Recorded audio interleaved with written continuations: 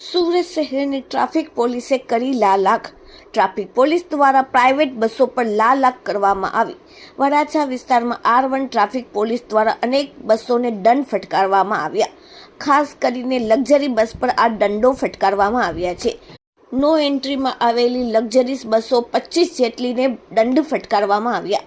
સમય પહેલા આવેલી તમામ બસોને ઊભી રાખી તેમને મેમો ફાડીને 10 વાગ્યા પછી છોડવામાં આવ્યા. ત્યાં સુધી ટ્રાફિક પોલીસ દ્વારા કડક કાર્યવાહી કરવામાં આવી.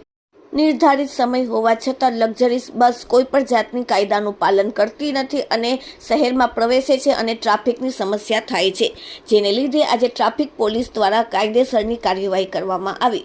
સુરત ટ્રાફિક પોલીસની આ કાર્યવાહીથી લોકો ખુશ થયા. Bureau report, daily India TV, Surat.